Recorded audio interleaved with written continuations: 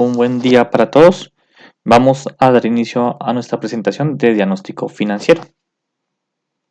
Entonces, una de las fases más importantes de una empresa es realizar un diagnóstico financiero. El diagnóstico financiero me permite identificar la situación actual de la empresa, en qué estado se encuentra. Para eso, entonces, vamos a mirar un caso de estudio, que es el caso de la empresa Vivendi, que es una de las empresas más grandes de Francia. En 1994, Messier, de 39 años, se convierte en director general de la compañía francesa Deus Eus, nombre en francés, y empezó de inmediato a hacer un proceso de transformación. Entonces, lo que hace Messier es pasar de un negocio estancado en aguas a convertirlo en un grupo multinacional de medios y telecomunicaciones. Y la empresa la rebautizó como Vivendi. Esa empresa aún sigue y Messier tuvo un escándalo que ya se cuenta en la historia, en la cual hasta hace poco salió de ese escándalo. Eh, Esa empresa Vivendi comenzó con adquirir grandes adquisiciones, incluyó la compra de 42 mil millones de dólares de Seadram, que es la empresa dueña de Universal Studios. Y también, pues, lograr esa expansión, incrementó sus deudas, incrementó su apalancamiento a través de recompra de acciones y también, pues, hizo una apuesta en el mercado y era que el precio de las acciones de la compañía iba a subir y también vendió opciones, o sea, derivados sobre sus propias acciones. Pero ¿cuál fue el problema de esa estrategia? Y es que se volvió muy vulnerable al tema de la reducción de flujo de efectivo. A medida que las utilidades comenzaron a evaporarse, la compañía enfrentó una severa escasez de fondos. Los bancos estaban renuentes a darle crédito y sus bonos se vieron degradados a la categoría chatarra. Ya en el 2002, el precio de las acciones cayó un 10% y recordemos que la apuesta de él fue que las acciones iban a caer. Esa caída también los afectó también con derivados y la compañía estuvo al borde de la quiebra. Messier fue despedido y la nueva administración empezó a recortar costos, vender activos para mejorar la carga de la deuda y también pues lo que evidenció esto fue que hubo una falta de planeación financiera. Le apuntó a muchas cosas, apostó a cosas muy riesgosas, las metas de crecimiento no eran pues las que tenían. No evaluaron el flujo efectivo de las operaciones, dependía muchísimo del que el precio de las acciones subiera, de la confianza de los inversionistas, pero no de la generación de efectivo de la empresa. También había comprado muchas marcas, muchas compañías, pero no todas ganaban dinero, no todas eran rentables. Y también pues esta empresa, entonces, pues a pesar que tuvo ese ascenso tan rápido, también su caída fue bastante rápido. No logró, pues, sostenerse a largo plazo. Y acá entonces vamos con este ejemplo a hablar del proceso de planeación financiera. ¿Y qué es lo que pasa? Las empresas tienen que hacer una estrategia y la planeación financiera es el soporte de esa estrategia.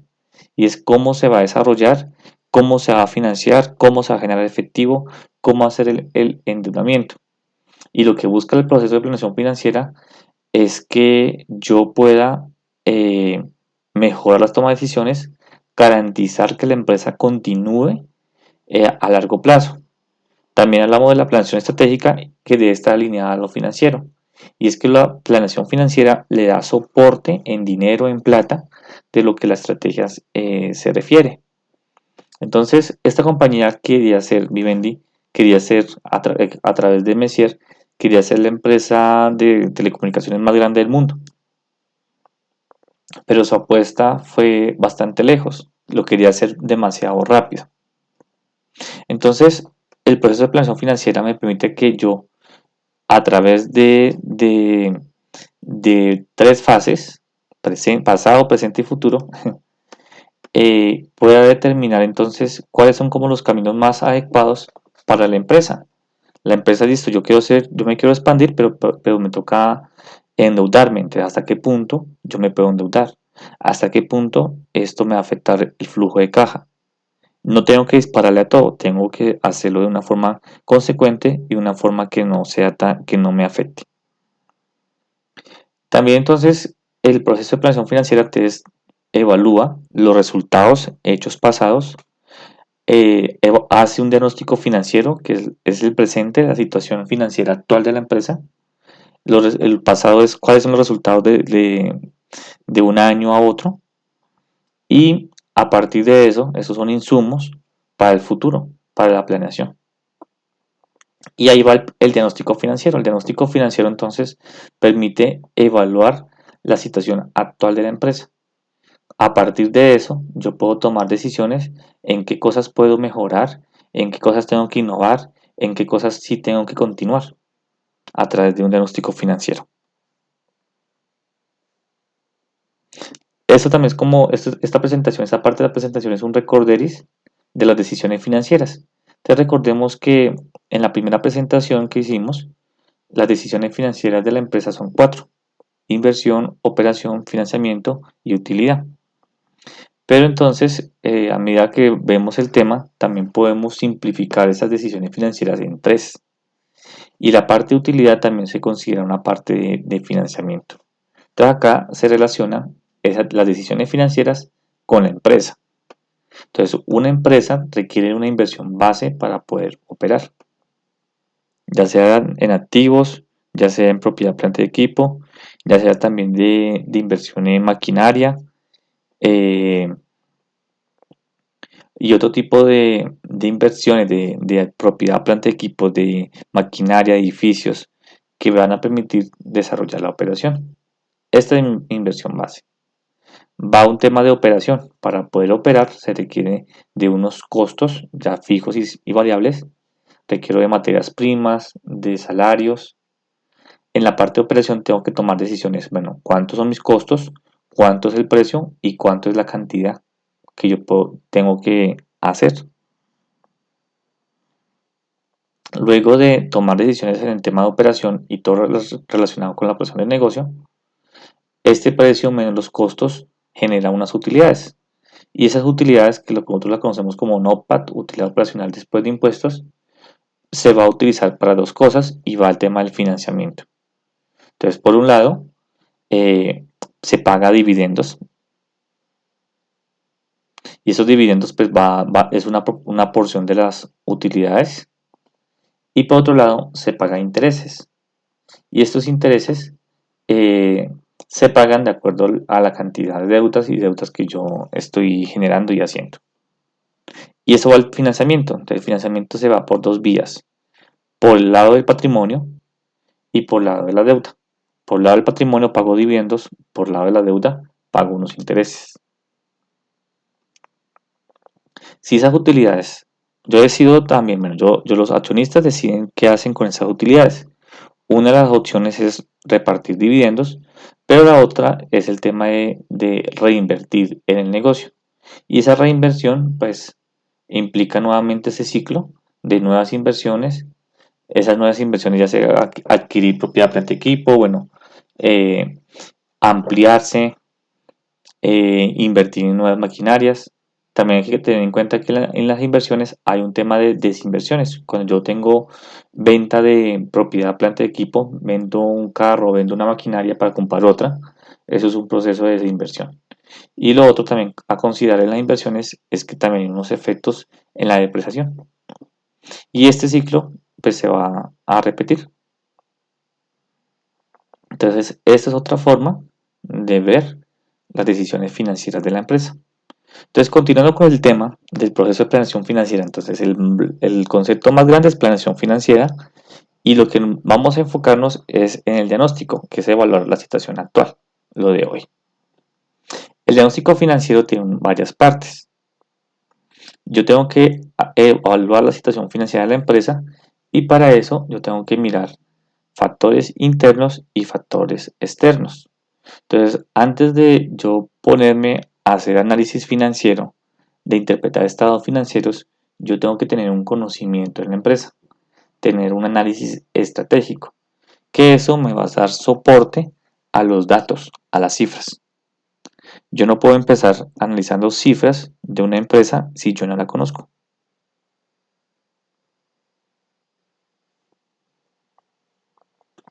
Y la primera fase entonces es el análisis estratégico.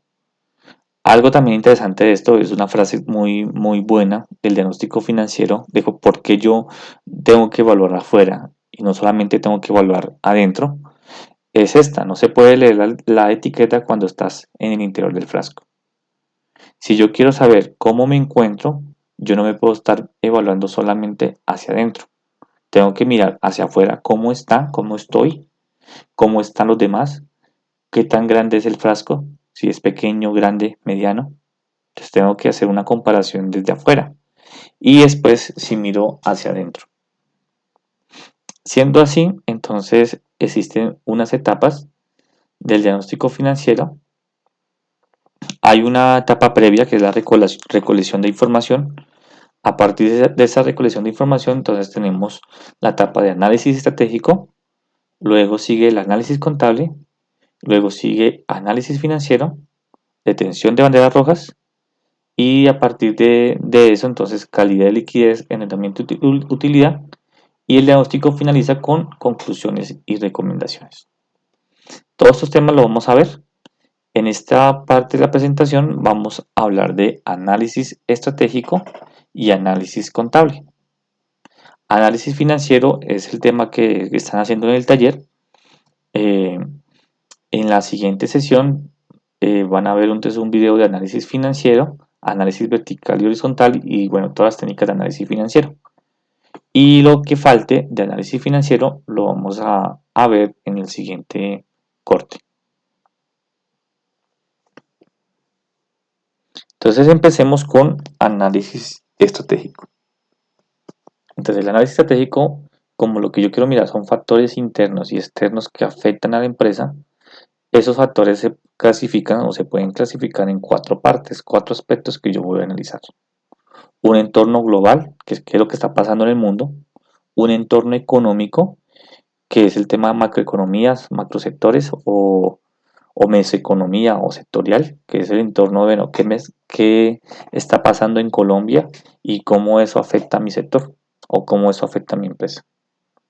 El entorno sectorial es el tema de la competencia, cómo están mis competidores frente a mí. Y el entorno interno es la situación interna de la empresa. Entonces vamos a explicar cada uno de ellos. El primero es el entorno global. En este entorno global yo tengo que analizar qué es lo que está pasando en el mundo que puede o está afectando mi empresa. Y hay varias cosas que están afectando mi empresa y que están sucediendo en el mundo a un ritmo acelerado. Hace unos años nosotros hablábamos de que nos encontrábamos en la cuarta revolución industrial, que es la digitalización, la era digital, el Internet de las cosas, la nube, sistemas cibernéticos, la robótica. Hoy, 2021, hablamos de la quinta revolución industrial y es el tema de la inteligencia artificial, del machine learning, de tecnologías de punta, de patrones y cómo esas tecnologías pueden tener unos impactos en la empresa y en la sociedad. Ese es el uso de tecnología de punta avanzada, inteligencia artificial, para dar soluciones a la empresa. Y ese proceso se está dando actualmente. También un tema del que la empresa eh, es una empresa más abierta, también está en un proceso de innovación, un proceso de sostenibilidad, un proceso de sustentabilidad, de que no solamente hay que consumir, sino que hay que ser responsable con el medio ambiente y responsable con todos sus grupos de interés. También en la sociedad también hay un cambio de una mayor preocupación por el ambiente, una mayor preocupación por el bienestar, hay un mayor empoderamiento de los clientes y de la sociedad, hay mayores procesos de democratización. Y eso hace que entonces Estas tendencias pues afecten y cambien la forma de pensar de las empresas. Yo lo que tengo que mirar entonces en el entorno global es que esas cosas, que es de estas cosas que están surgiendo, pueden estar afectando en un mediano plazo a mi empresa que yo estoy analizando. También tenemos el tema de la parte de la digitalización, también el tema del uso del smartphone, del celular. Ahorita todo se hace por smartphone. ¿Qué tipo de oportunidades yo puedo encontrar ahí? Y finalmente está el tema de los efectos de la globalización. Ahí también podemos incluir tema de pandemia, entonces cómo la pandemia puede estar afectando mi sector, cómo el tema del transporte marítimo, que ahorita es un problema a nivel mundial, cómo el transporte marítimo, los precios de los fletes, está afectando los costos de mi sector y esto pues va a repercutir en mis precios. Entonces yo tengo que analizar del mundo, en lo que está pasando en el mundo, cómo, cómo esas tendencias, cómo esas nuevas tecnologías impactan e inciden en lo que yo actualmente o la empresa actualmente está realizando. Luego sigue el entorno económico. En el entorno económico, entonces yo evalúo la situación del país, cómo las variables económicas, las variables macroeconómicas del país afectan a mi sector o a mi empresa. Y de ahí entonces yo analizo por varias variables. Por una es el PIB, cómo ha sido el PIB de la economía, cómo ha sido el PIB de mi sector, qué incidencias tiene que el PIB aumente o disminuya. También puedo mirar el tema de exportación e importación. También puedo mirar tasa de interés, cómo son las tasas de interés tanto de inversión y financiamiento, cómo eso afecta a mí para sacar un préstamo o cómo me beneficia. También puede ser que tasas de interés sean bajas. También el tema de inflación, cómo está la inflación actual, cómo está la inflación de mis costos, cómo ese aumento de la inflación de este año 2021 está incidiendo en los precios o en los costos que yo estoy haciendo en mi empresa. También la devaluación, si el dólar se fortalece, cómo me beneficia o cómo me está afectando. Tema de desempleo, eh, cómo el desempleo, hay sectores de la economía que tienen mayores tasas de desempleo que otras. Entonces yo también puedo mirar, bueno, cómo ese desempleo afecta al consumo en mi sector o cómo mi sector se encuentra en niveles de empleo, de empleabilidad. Ahorro, bueno, eso también, ahorro e inversión, eso está relacionado con tasas de interés. Entonces yo pues realmente evalúo esas variables de forma simultánea.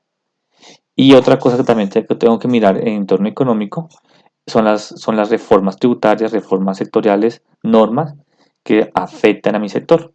Entonces, ahorita por la pandemia hubo unos beneficios económicos a ciertos sectores, unas ayudas, una reducción de impuestos y eso pues yo tengo que considerarlo para mi estudio.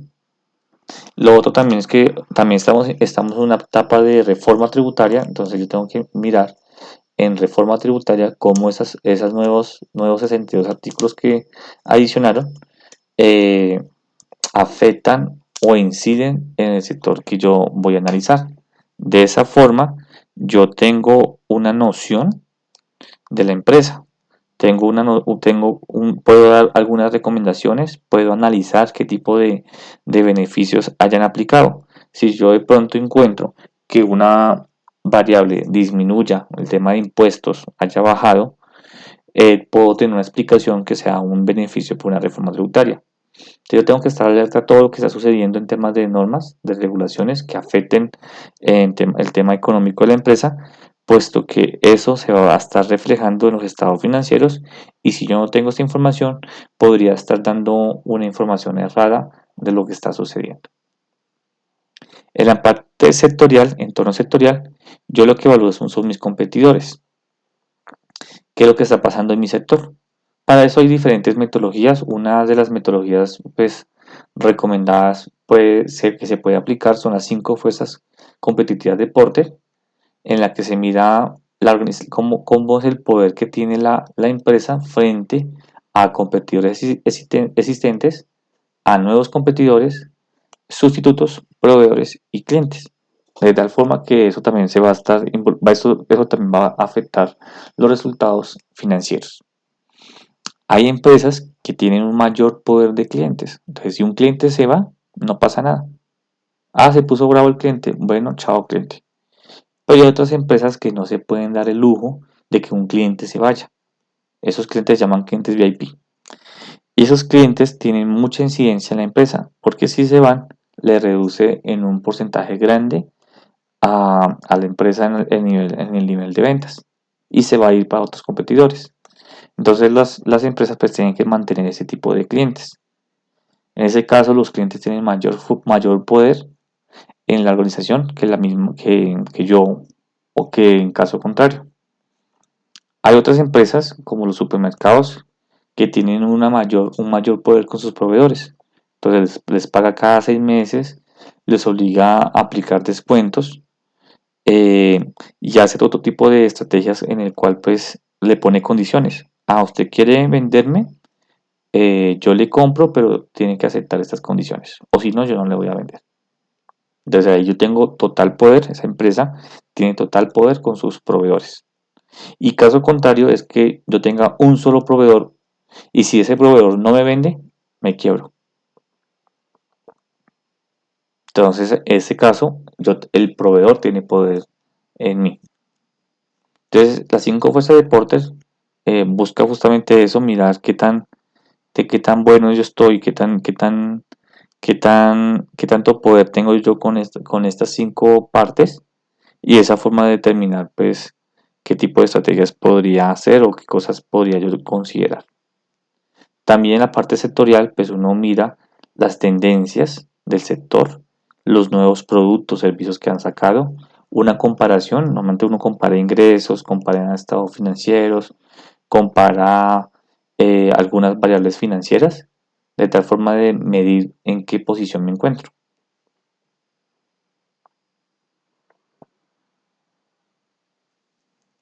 Y ya en la última parte es el entorno interno de la empresa. Yo acá lo que tengo que mirar es el conocimiento, conocer la empresa, conocer la historia de la empresa, en cuál es su posicionamiento de mercado, cuántos clientes, qué clientes tiene, son clientes comerciales, son clientes de personas naturales, son empresas, tipo de inversionistas, qué tipo de proveedores tengo, qué acreedores tengo, cuáles son los trabajadores. Lo otro, aparte de describir eso, yo tengo que decir, bueno, qué está haciendo la empresa por sus grupos de interés. Entonces acá tenemos un listado, clientes, inversionistas, proveedores, acreedores, trabajadores, que son grupos de interés, pero cada empresa define cuáles son sus grupos de interés. También cuáles son las políticas internas de la empresa, principales políticas internas de la empresa. Si hay políticas del Estado que me benefician o favorecen a la empresa. Acá en Colombia es muy común y muy usual que hayan políticas del Estado, normas, decretos, leyes que inciden en la empresa, ya sea que las restringe o ya sea las crea. Un ejemplo de eso son las cajas de compensación, que las cajas de compensación no pueden expandirse a nivel nacional. Por normas del Estado solamente son departamentales. Los costos, bueno, lo otro también del entorno interno es cuál es lo novedoso y lo atractivo de la empresa, qué es lo que marca la diferencia de la empresa, qué es lo que hace que la empresa sea diferente frente a las demás. Yo tengo que identificar eso.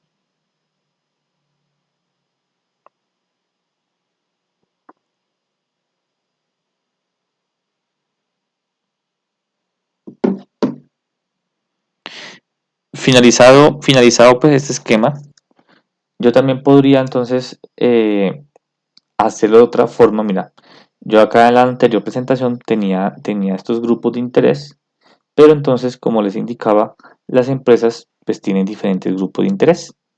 Y en este caso tenemos un ejemplo de Petrobras, en el cual acá gráficamente tiene muchísimos grupos de interés y ellos pues por el tema de sostenibilidad pues ellos tienen que responderle a todos sus grupos de interés, tienen que dar respuesta a todos sus grupos de interés.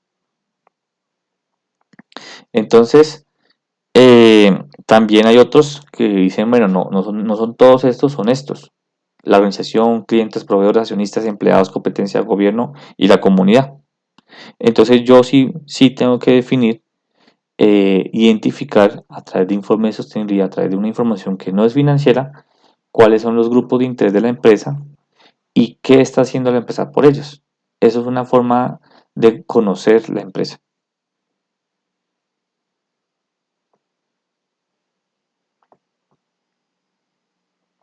Acá en esta parte, entonces, hay un ejemplo de cuáles son las fuentes de información que yo puedo tener, dónde puedo tener esa información, de dónde la puedo sacar. Importante que hay información que es pública, información que sí es interna.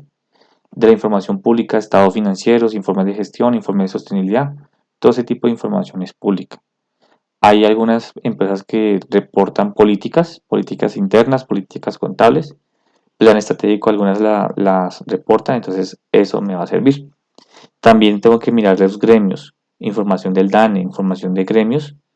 Acá en Colombia existen muchos gremios y yo podría entonces analizar qué gremios existen, qué gremios hay, eh, que sean alineados a la actividad de la empresa y ya a partir de ahí, entonces yo puedo ver, puedo analizar el comportamiento de mis competidores y las tendencias que surgen o salen de mi sector.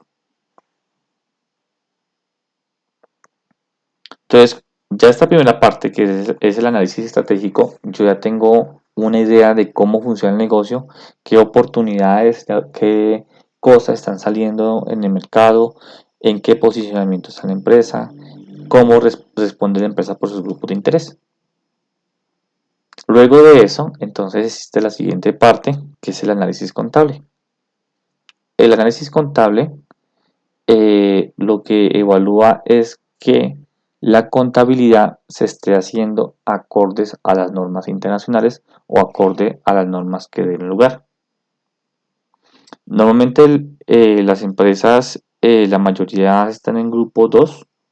Hay empresas en grupo 1. Entonces si yo tengo una empresa grupo 1, yo tengo que analizar es que las normas contables estén acordes a lo que dicte la norma en los grupos 1, las NIF plenas. Si estoy en grupo 2, que es NIF para pymes, entonces yo tengo que evaluar que la empresa esté acorde a las NIF para pymes. Y si estoy en el grupo 3 o son empresas muy pequeñitas, entonces yo tengo que analizar que la empresa esté acorde al decreto que regula la contabilidad simple. En esta presentación está enfocado a grupo 1, a NIF plenas, pero ustedes entonces, de acuerdo a la empresa que ustedes estén analizando, pues lo adaptan, hacen una adaptación para el análisis contable porque eso depende de la normatividad.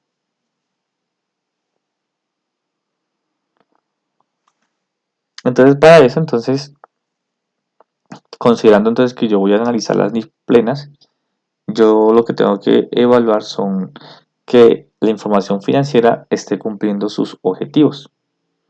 Entonces, el objetivo de la información financiera, de acuerdo a la norma, es con propósito general, que es los estados financieros normalitos, es proporcionar información financiera sobre la entidad que sea útil a los inversionistas, prestamistas, acreedores y potenciales para tomar decisiones sobre el suministro de recursos de la entidad. Entonces, si ustedes se dan cuenta, la información financiera con propósito general está enfocado en las decisiones de financiamiento, inversionistas, prestamistas y acreedores. Entonces, eso es financiamiento, pasivo y patrimonio. Y está enfocado en tomar decisiones sobre el suministro de recursos a la entidad. Estas decisiones entonces conllevan a comprar, vender o mantener más patrimonio, instrumento de deuda y proporcionar o liquidar préstamos y otras formas de crédito. Entonces nótese que esto está, la información financiera de propósito general está muy enfocado a la parte de financiamiento, a la parte de recursos.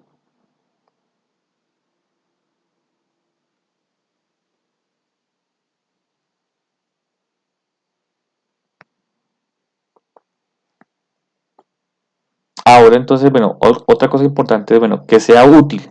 Y ese útil es que Para que la información financiera sea útil, se debe cumplir unos principios y esos principios ya lo vamos a ver. También entonces considerar que las normas internacionales está basada en principios, que la norma anterior, la norma colombiana, está basada en normas, que esto ha hecho que el perfil del contador sea un perfil más analítico, que el contador ya sea más asesor y que sea menos, o sea, menos que su trabajo no sea tan rudimentario, tan operativo, tan sujeto a una norma, sino que pueda reflexionar, pueda estimar, pueda evaluar, pueda analizar. Eso realmente le da un impulso al contador y le da una mayor fuerza. Entonces, si ustedes quieren ser contables, contadores, hagan un estudio de normas internacionales, profundicen en estos temas, que esos temas les van a servir a ustedes. Como está basada en principios, entonces la información para que sea útil tiene que cumplir dos características. Bueno, son tres. Que sea relevante, que sea fiable. Y acá es donde yo en el análisis contable evalúo entonces la relevancia. ¿Y qué es la relevancia? Que la información es relevante si es capaz de influir las decisiones tomadas por los usuarios. Esa es la relevancia. ¿Cómo se mide la relevancia? Se mide a través de otros atributos: materialidad, valor predictivo y valor confirmativo. La materialidad es que toda la información esté completa, que no haya omisión. ¿Dónde se puede evaluar esto? Notas financieras. Entonces acá cuando uno hace un análisis contable, las notas financieras, las revelaciones, cogen mucha importancia, puesto que ahí voy a encontrar esa información cualitativa que me va a permitir determinar si estas cosas están cumpliendo.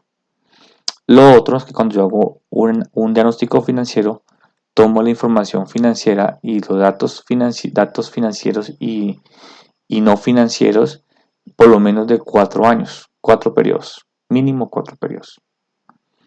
De tal forma que yo también pueda evaluar estos tres principios. El valor predictivo es que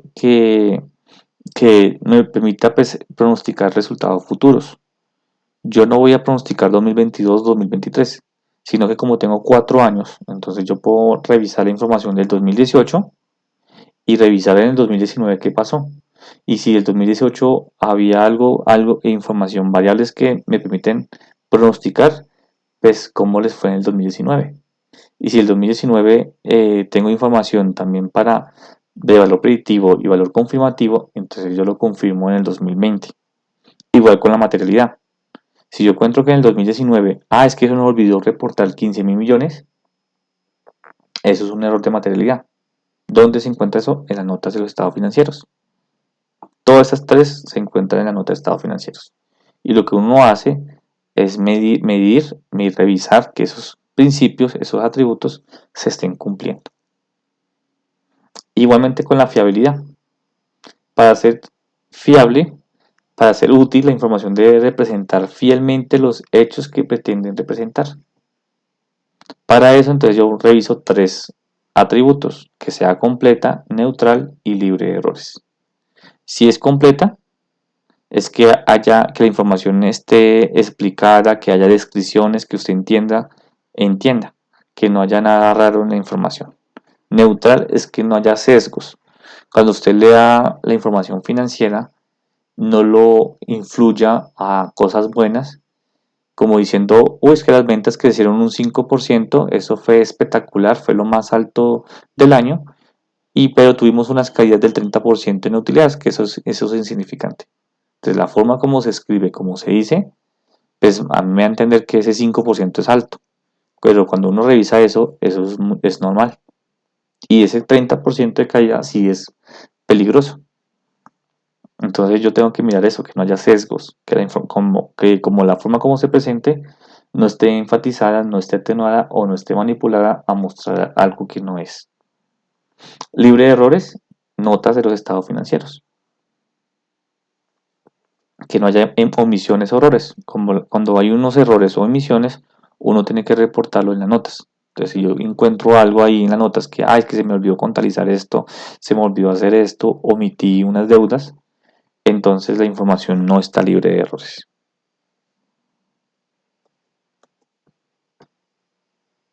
Comparabilidad. Eso también es importante también cuando hagamos análisis financiero. La información tiene que ser comparable y eso significa que la información tiene que tener los mismos normas, los mismos estándares en los periodos que yo voy a analizar. Que no haya diferencia entre partidas. No es que yo cada año cambie de contador y cada año entonces cambie de políticas contables y eso hace que la información sea incomparable un año a otro. Este es más difícil, pero eso se puede verificar a través de un tercero. Y es que la información, los valores, se puedan comprobar a través de la observación directa e indirecta. Directa es que ustedes puedan ir allá a la oficina y decirle, bueno, muéstreme el carro y usted vea en el carro. Y en directa es que lo hagan a través de una firma. Entonces la empresa contrata una firma de auditoría para que le audite las cuentas, le audite los bienes y esos certificados de auditoría pues estén ahí en los estados financieros o en los informes de gestión o en los informes de sostenibilidad. Porque ustedes se van a dar cuenta cuando revisen información de las empresas que esos tres van a estar ahí mismo. Y algunas empresas incluso unen esos tres. El principio de comprensibilidad son otros atributos, que la información sea clara y concisa. Principio de oportunidad, que la información se entregue a tiempo. Normalmente la información tiene que entregarse a órganos de control cada trimestre, cada semestre, cada año. La información contable o financiera se tiene que reportar cada mes internamente a la empresa. Entonces es revisar que esa información se entregue a tiempo, que sea oportuna. Bueno, entonces en la parte de análisis contable yo analizo tributos. ¿Qué otras cosas analizo? El tema de la valoración. En el tema de valoración es que tenemos 5 valoraciones que la NIF nos permite, pero esas 5 valoraciones va de acuerdo a las cuentas contables. No todas las partidas se pueden valorar al costo histórico, no todas al valor razonable, no todas al valor neto realizable, no todas al valor actual, no todas al valor de uso. Entonces yo tengo que evaluar que las partidas se estén valorando de acuerdo a lo que diga la NIF en cada una de las partidas, de cada una de las características que tenga el activo financiero o que tenga las cuentas que yo estoy analizando o estoy revisando. Esa es la valoración. Confirmar que la valoración está bien. ¿Qué otro aspecto también evalúo? La presentación de los estados financieros. Una empresa que reporte con NIF tiene la obligación de reportar los 5 estados financieros. Hay 5 estados financieros que son obligatorios. Estado de la situación financiera, estado de resultados integrales, estado de flujos de efectivo, estado de cambios del patrimonio y notas a los estados financieros. Las notas se convierten en un estado. Antes, las notas era un informe auxiliar o era un mayor detalle de la información. Y las revelaciones entonces toman mucha importancia porque acá encontramos la información cualitativa, la información no financiera de la empresa y eso pues eh, explica muchas cuentas, muestra las políticas contables, muestra los juicios del contador, muestra las omisiones, eh, muestra temas hacia futuro, muestra cosas que la empresa tenga en temas de incertidumbre. Digamos, tengo una demanda, no sé qué va a pasar con esa demanda, si esa demanda se acepta, las deudas aumentan, disminuyen, sí le está dando una perspectiva de qué puede pasar. Entonces las revelaciones toman muchísima importancia en los análisis contables. Realmente ahí está la mayor parte de todo lo que yo voy a analizar. Ahí están las notas contables, la NIC 8 me dice que ahí tienen que estar las políticas contables, las principales políticas contables, que si hay errores o omisiones de periodos anteriores, ahí también tengo que colocarlas en las revelaciones. Otro aspecto adicional es la moneda funcional.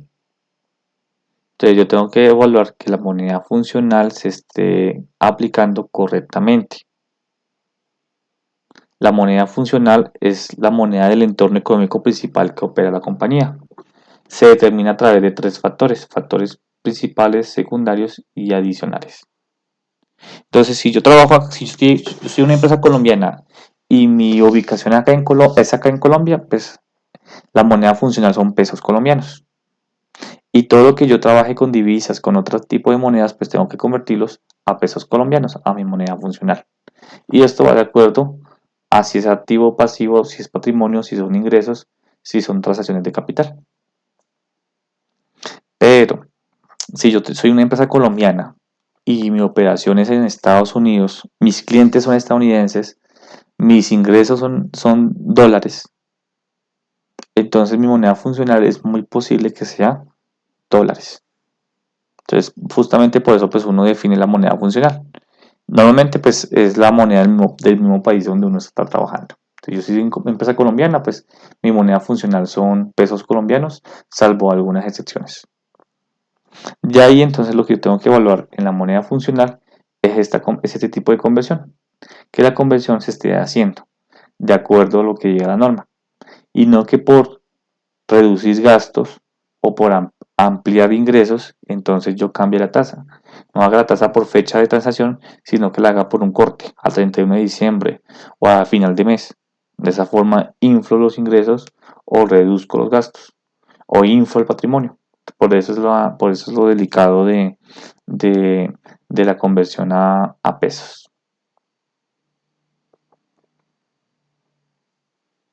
Y con eso entonces ya tendríamos como todo nuestro análisis contable.